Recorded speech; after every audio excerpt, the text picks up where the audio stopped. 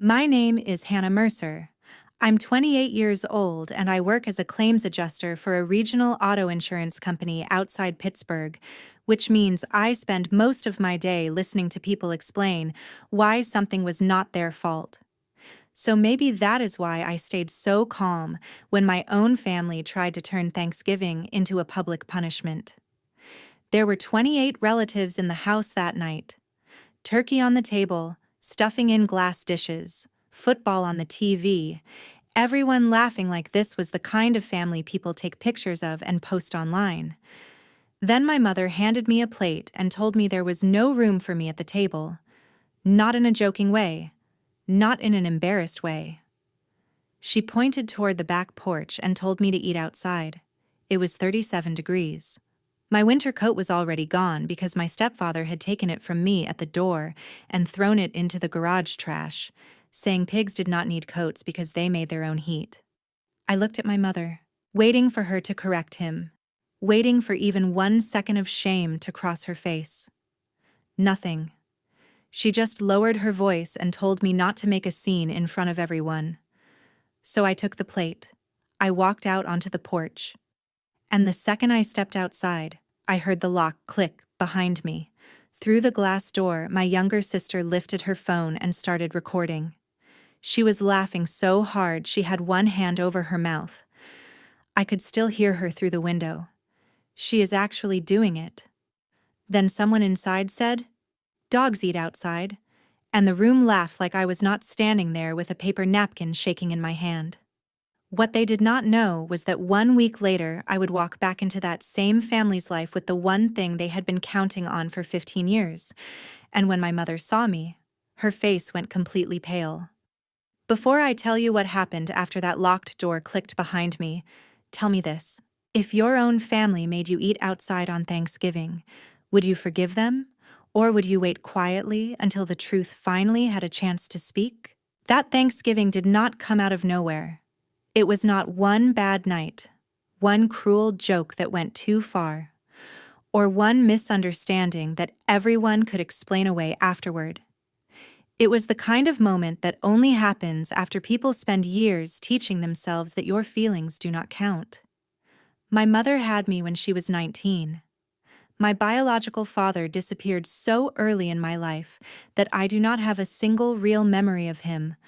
Only a few blurry stories my mother told whenever she wanted me to feel grateful for being raised at all. When I was 4, she married the man I was told to call Dad.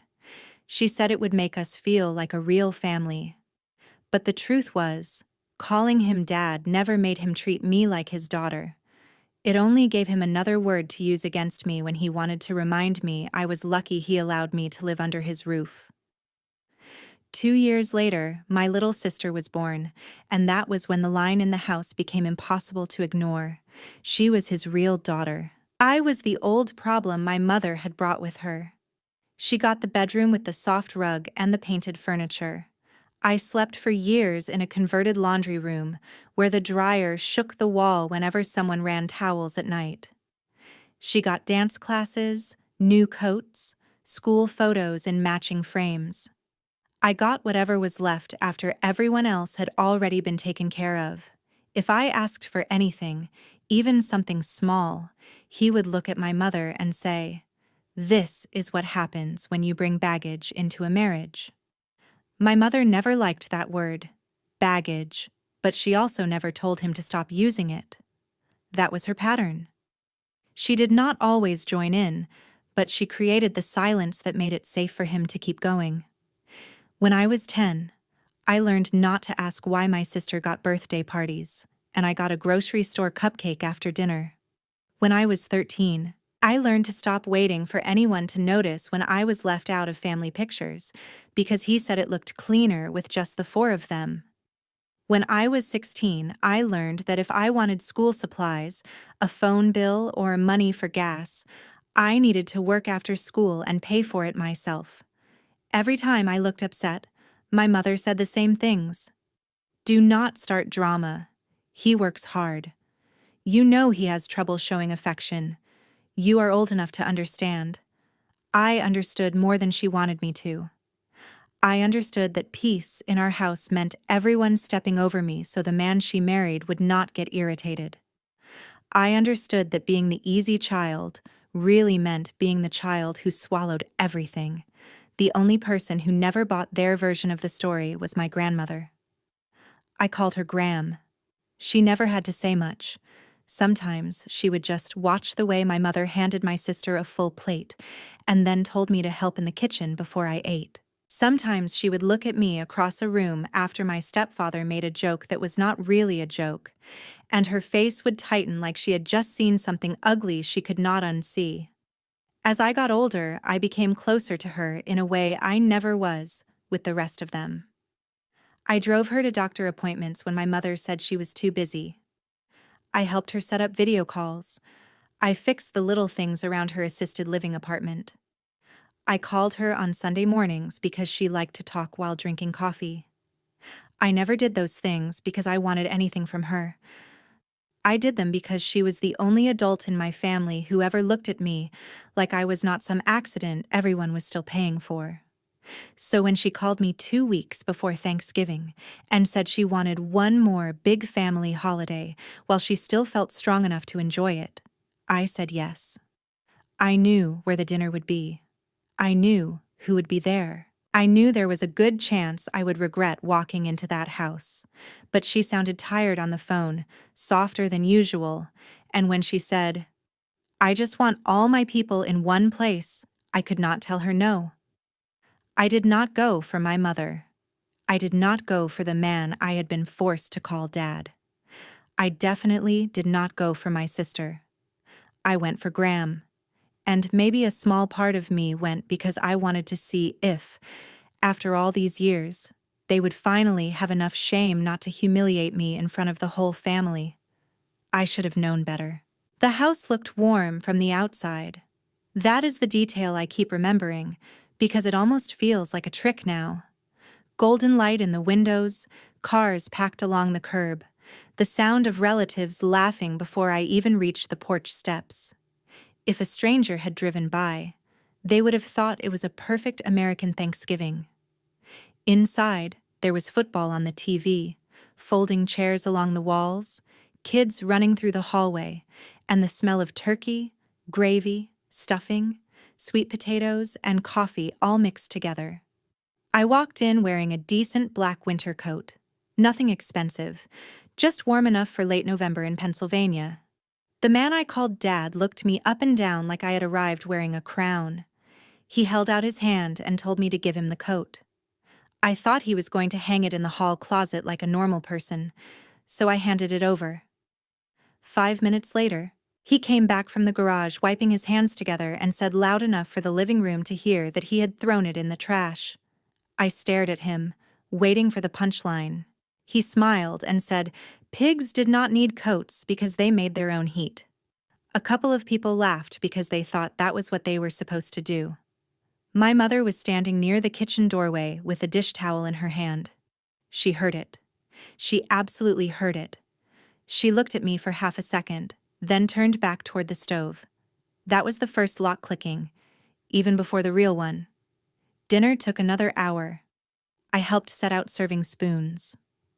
I carried rolls to the table. I refilled ice. My sister floated around with her phone, taking videos of the food and asking people to say hi to her followers. She had always been good at making cruelty look cute. When it was time to sit down, I noticed the table had been arranged with a strange kind of precision. Every chair had a person. Every cousin, aunt, uncle, in-law, and child had a place. There was one plate left on the counter. My mother picked it up and handed it to me. It was already filled. Turkey on one side, stuffing pressed flat, a small spoonful of cranberry sauce sliding into the gravy. I asked where I was supposed to sit. She did not even pretend to look around. She said there was not enough room this year, so I could eat on the back porch for a little while. At first, I honestly thought I had heard her wrong. I said, "Outside?" She lowered her voice and told me not to embarrass her in front of everyone. She said it was only for a few minutes. She said the porch was covered. She said I was being dramatic before I had even reacted.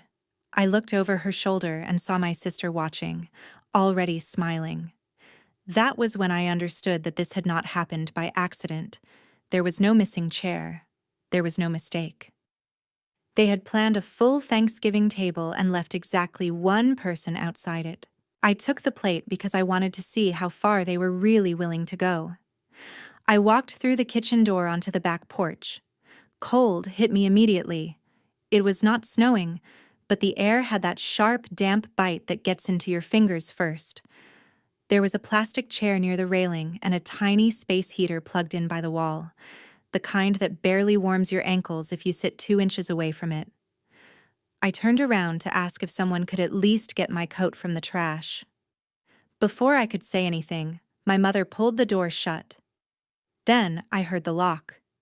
It was a small sound, but it cut through everything. Behind the glass, my sister lifted her phone. She was laughing so hard her shoulders shook. I could read her lips before I heard her through the door. She is actually doing it. Then she pointed the camera at me like I was part of the entertainment. Someone inside said, "Dogs eat outside." Someone else laughed. I sat down with the plate on my knees, because suddenly standing there felt worse. Through the glass, I could see people eating, passing bowls, leaning back in chairs, acting uncomfortable, but not uncomfortable enough to stand up.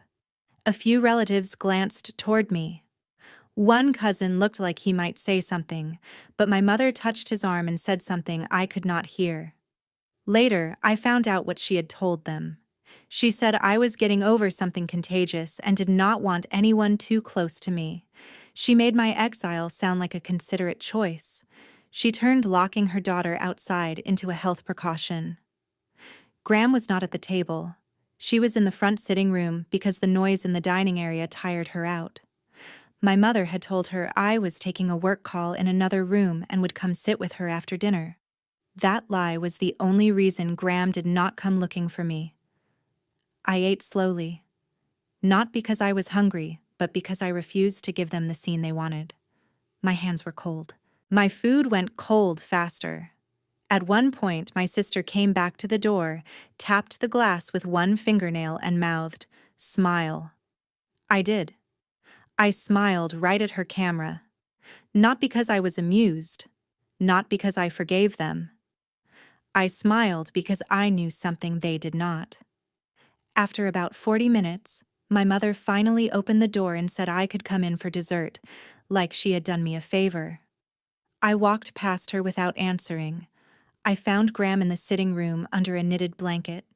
She took my hand and frowned because my fingers were freezing. She asked why I was so cold. I told her my car heater was acting up. I hated lying to her, but I hated the thought of breaking her heart in that room even more. My sister posted the video that night. Not publicly at first, just to her Instagram close friends and a family group chat, with a caption about Thanksgiving entertainment. One person screen recorded it and sent it to me with a message that said, "Please tell me this was staged." I did not reply. I saved the video. I saved the caption. I saved the messages. They had spent years calling me too sensitive, dramatic, ungrateful, impossible. For the first time, they had given me proof with their own voices, their own laughter, and their own locked door. Here is what none of them knew while I was sitting on that porch with cold gravy on my plate. 3 years before that Thanksgiving, Graham had asked me to drive her to an appointment she did not want my mother to know about. I thought it was medical. It was not. It was with an estate attorney. She had already made up her mind by the time I got there. She told me in the parking lot afterward, sitting in the passenger seat with both hands around her purse, that she had changed her will. I remember saying she did not need to tell me anything private. She said, "No, honey, you need to know, because when the time comes, they are going to make you feel like a thief." Then she told me she was leaving me the house. Not just any house. The house my mother and stepfather had been living in rent-free for 15 years. The house everyone in the family thought of as theirs because they had repeated that lie so often, it started sounding like truth. Graham owned it completely. After she moved into assisted living, she let them stay there because my mother said it would keep the house maintained and close to family. At first, Graham believed that. Then over the years, she began to realize they were not preserving her home. They were waiting for her to die inside their plans. The house was worth around $345,000, maybe more depending on the market. Graham also had a small savings account set aside for repairs. Nothing huge, but enough to repaint, replace old fixtures, and make the place livable after they left. I told her I could not accept it. She looked almost angry when I said that. Not angry at me, angry at the world that had trained me to refuse being protected. She said she had watched enough.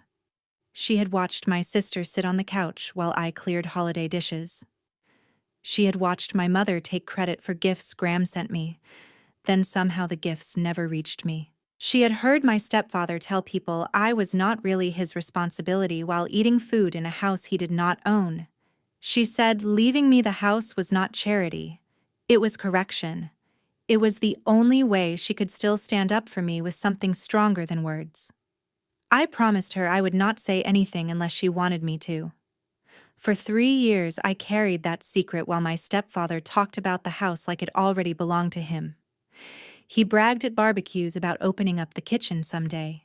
He talked about refinancing his truck because they had real estate coming. My mother ordered furniture she could not really afford because, as she once said when she thought I was not listening, once the house is ours, things will loosen up. They made choices based on a future they had invented. They did not save. They did not plan. They did not treat Graham with any real tenderness. They treated her like a locked box with a key they were sure would eventually fall into their hands. 1 week after Thanksgiving, Graham had a small fall at assisted living. She did not break anything, but it scared her. Her doctor told her gently that it might be time to make sure her affairs were clearly communicated. Graham took that seriously. She called a family meeting. I knew about it because she called me the night before and said, "I am going to tell them." I asked if she wanted me there. She said no. She said if I came, they would turn it into a fight with me instead of listening to her. So I stayed home. I made coffee. I put my phone face down, and I waited. The first call came less than an hour after the meeting started. Then another. Then 6 more. Then texts from relatives who had not checked on me in years. My mother called over and over, leaving voicemails that started soft and became sharp. My stepfather sent one message that said, "You have no idea what you just did." My sister sent, "What did you say to Graham, you psycho?" I did not answer. Not one of them had called after Thanksgiving to ask if I was okay. Not one had apologized for the porch, the coat, the contagious lie, the video. But the second they found out the house was not theirs, suddenly my phone became the most important object in their lives. I sat there watching their names appear on the screen, one after another, and for the first time, I understood what leverage felt like. It was not loud. It was not dramatic. It was quiet. It was me choosing not to pick up while they finally had to wonder what I would do next. I waited 3 days before I agreed to meet my mother. Not because I was afraid, but because I wanted her to understand something she had never had to understand before. She was not in control of the timing anymore. She texted that we needed to talk as a family. I replied that I would meet her alone at a coffee shop near my office. No husband, no daughter, no surprise audience. If anyone else showed up, I would leave. She called that cruel. I called it a boundary. She arrived 10 minutes late wearing the same wounded expression she used anytime someone expected accountability from her. Before she even sat down, I could tell she had not come to apologize. She had come to negotiate the cost of my silence. The first thing she said was that Graham was not thinking clearly. Not, "I am sorry, I locked you outside." Not, "I should have stopped them." Not, "What happened on Thanksgiving was wrong." She said my grandmother was old, emotional, and easily influenced. She said I had always known how to make people feel sorry for me. I let her talk. That was something my job had taught me too. People reveal more when they think they are winning. She said my stepfather had maintained that house for 15 years. She said they had painted rooms, fixed plumbing, replaced appliances, shoveled snow, paid utilities, made it a home. She said I had moved out and built my own life, so it was selfish to take away the only stability they had left. I asked her if she heard herself. She blinked like the question confused her. I said, "You are sitting here telling me I should care about the stability of the people who locked me outside in November and told everyone I was contagious." Her mouth tightened. She said Thanksgiving was being blown out of proportion. There had not been enough room. The porch was supposed to be temporary. Things got busy. Everyone was stressed. She said I knew how holidays were. I pulled out my phone and placed it on the table. I played the video my sister had recorded. The coffee shop was noisy, but not noisy enough to cover the sound of laughter through the glass door. My mother watched herself move in the background, watched my sister point at me, watched my face through the window as someone inside said, "Dogs eat outside." I paused the video and asked her what part of that was temporary. She looked away. Then she said, "My sister should not have posted it." That was the closest she came to admitting anything wrong had happened. Not that they had done it, that someone had documented it. I told her that was the difference between us. She was embarrassed it was seen. I was disgusted it happened. Her face changed then. The soft voice disappeared. She leaned forward and said, "I did not understand what I was doing to the family." She said Graham loved all of us and would never want the house to tear everyone apart. She said there had to be a fair solution. I asked what fair meant. She said maybe I could sell the house and divide the money, or let them continue living there until they found somewhere else, or sign something saying they would receive a larger portion because they had invested so much into the property. There it was, the real reason for the meeting. Not love, not regret, not family healing. A house, money, control. I told her no. One word. She stared at me like I had slapped her. I said Graham made her decision with a lawyer, and when the time came, I would follow it exactly. My mother said I was acting cold. I told her cold was eating Thanksgiving dinner outside with no coat while your mother sat inside pretending not to notice. She whispered that I was going to regret turning my back on them. I asked if that was a threat. She said it was a warning. Then she said maybe she needed to have a private conversation with Graham, mother to mother, about how I had always been dramatic, how I twisted things, how I might not be the right person to handle anything important.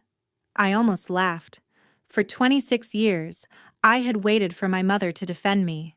Now she was openly telling me she might lie to a sick old woman to take away the only protection that woman had ever given me. I stood up. I told her that if she tried to manipulate Graham, I would make sure every person in the family saw the Thanksgiving video.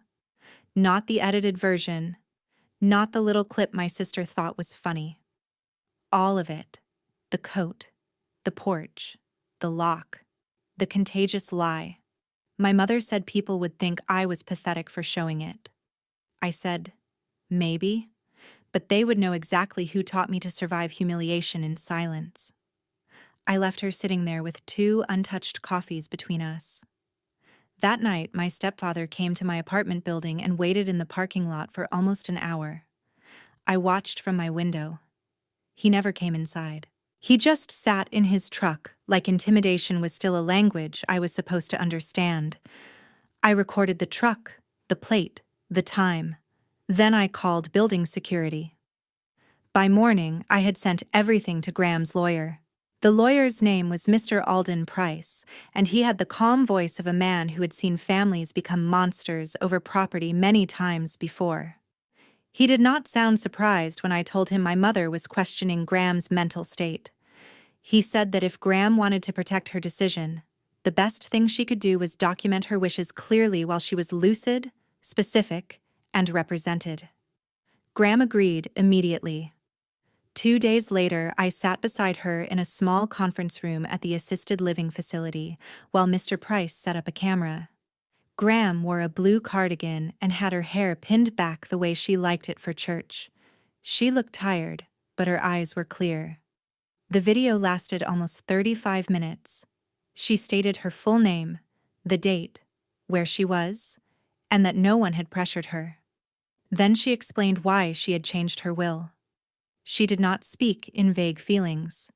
She gave details. She talked about visiting our house when I was little and finding me folding laundry while my sister opened presents in the living room. She talked about sending birthday money that somehow never reached me. She talked about hearing my stepfather call me an extra mouth to feed. She talked about my mother excusing everything because she wanted to keep her marriage peaceful. Then her voice broke when she talked about Thanksgiving. She said she had not known I was on the porch until after the video reached her through a cousin who thought she had already seen it. She said watching me sit outside that glass door was the moment she stopped wondering if she was being too harsh. Her exact words were, "A family that can eat warm food while a daughter is locked outside in the cold has already made its moral choice." I cried when she said that, but quietly, because the video was not about me crying. It was about her telling the truth while she still could. Afterward, Mr.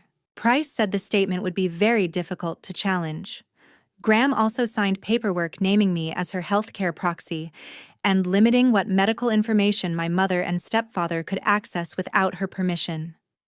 That part mattered more than I expected.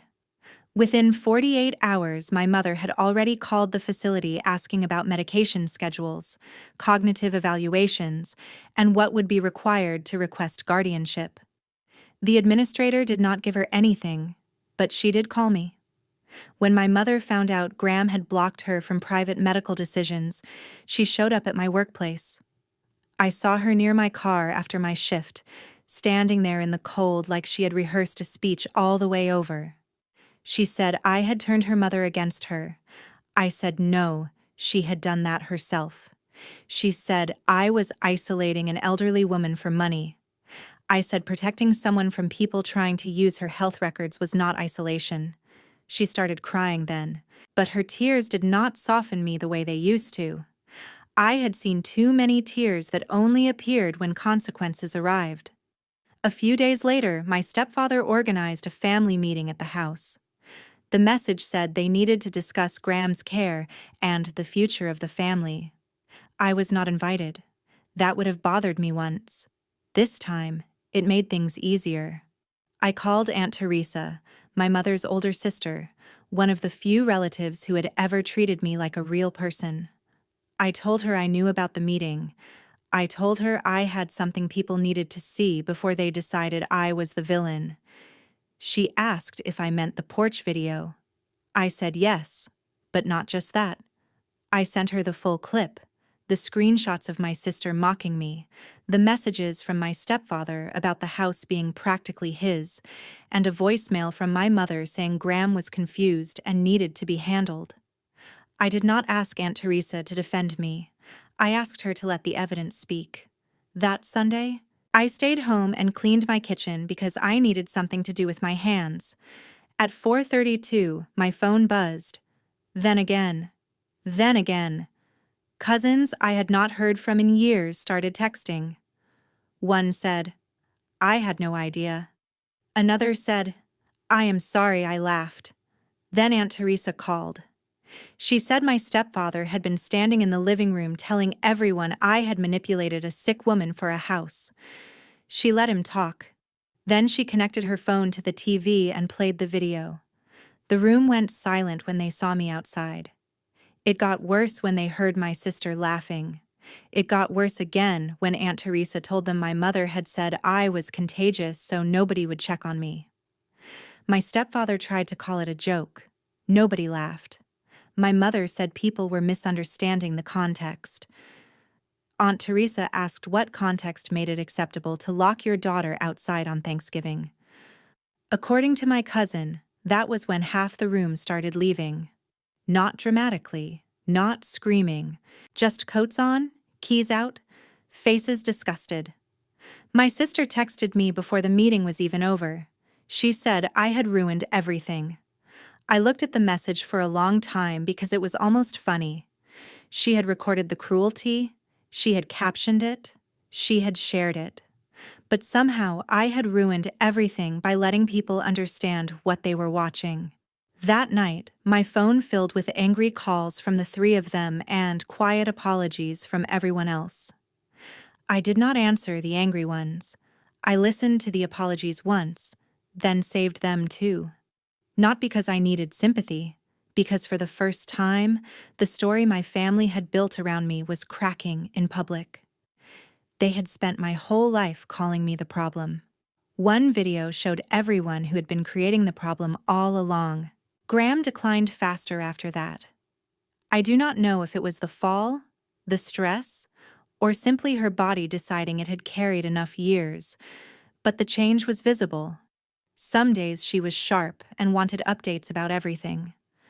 Other days she drifted in and out, asking the same question twice or calling me by my mother's name for a few seconds before correcting herself. I visited as often as I could. I brought coffee even when she only took 2 sips. I read her mail. I rubbed lotion into her hands. Sometimes we talked about the house. Sometimes we did not. One afternoon, she told me she was not giving me the house so I could spend the rest of my life angry inside it. She said, "Promise me you will make it peaceful." I promised. Meanwhile, my stepfather tried one last legal move. His lawyer sent a letter claiming he was owed more than $60,000 for repairs and improvements made over 15 years. Mr. Price responded with documents showing he had lived in the property rent-free the entire time, never had written permission for major renovations, and had never been promised ownership. He also included Graham's video statement where she clearly said the house was hers. The choice was hers, and no one had the right to treat her property like a reward for waiting her out. After that, the legal threats became quieter. Not gone, but quieter. People like him do not stop believing they deserve things. They just stop saying it when the proof makes them look ridiculous. My mother came to the facility twice after Graham changed the paperwork.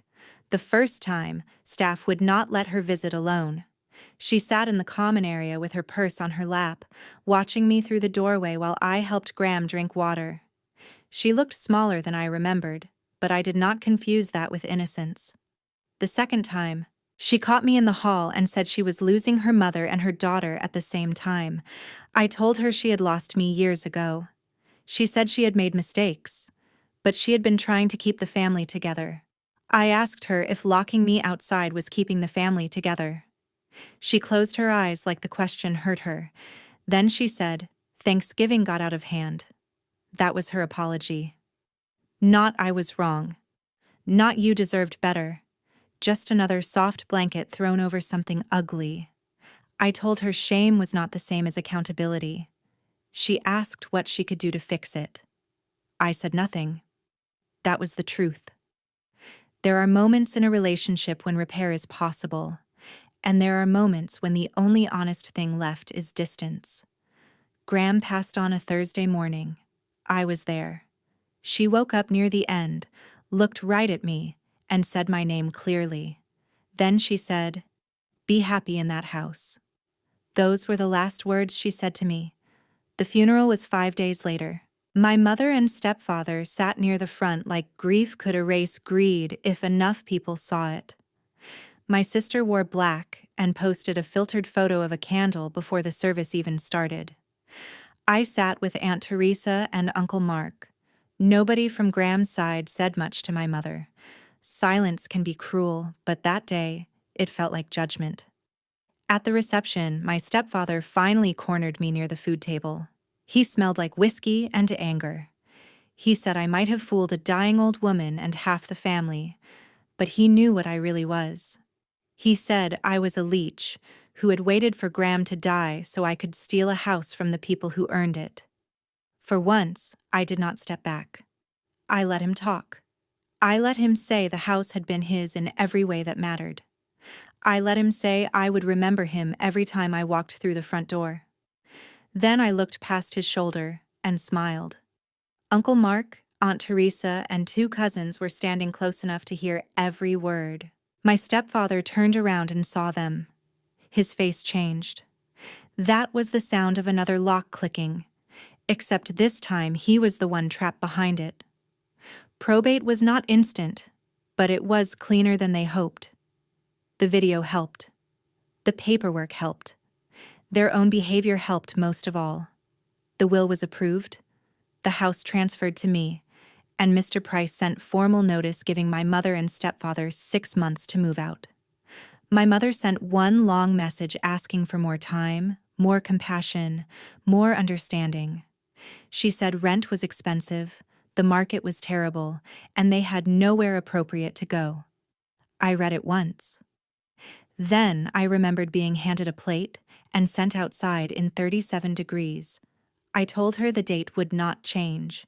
They moved out 4 days before the deadline. I did not go inside until the final morning, when I arrived with a locksmith. The house smelled like dust and old anger. They had taken a few small fixtures, left trash bags in the garage, and scratched the floor, dragging furniture out. It was petty, but not surprising. I used Graham's savings to repair what needed repairing. I painted the laundry room first, not because anyone would see it, but because some part of me needed that room to stop looking like a place where a child had learned to be quiet. Then I moved into the master bedroom. The first night, I sat at the dining table with takeout noodles because I was too tired to cook, and I laughed when I realized I was sitting in the chair I had never been allowed to use as a kid. A month later, I hosted a small dinner. Aunt Teresa came. Uncle Mark came. A few cousins came, including one who apologized again for not speaking up sooner. We ate at the table. Everyone had a chair. Nobody had to earn their place. My sister lost the perfect image she loved so much. She deleted the video, then locked down her Instagram after relatives started unfollowing her and asking why she thought cruelty was content. My mother and stepfather rented a small 2-bedroom apartment 30 minutes away. I heard that from someone else, not from them. My mother still sends messages sometimes. Some are almost apologies. Most are reminders that she sees herself as the person who suffered most. I do not answer. Not because I hate her every day. Hate takes energy, and I am trying to spend mine differently now. I sit on the back porch most mornings with coffee, the same porch where they locked me out. The first few times, I thought it would hurt more than it did. But places are not cursed by what happened there. Sometimes they can be reclaimed by what you choose to do next. Graham left me a house, but that was not the real inheritance. The real inheritance was the proof that someone had seen me clearly. The lesson I carry now is simple. Family does not mean you get unlimited chances to harm someone and still demand loyalty. Silence is not peace when it protects cruelty. And revenge does not always have to be loud, messy, or cruel. Sometimes the strongest revenge is telling the truth, keeping the evidence, accepting the help you deserve, and building a life where the people who locked you outside no longer decide where you belong. I did not win because they lost the house. I won because I stopped begging for a seat at a table that was never meant for me. Now I have my own table, my own key, my own morning light, and a home where no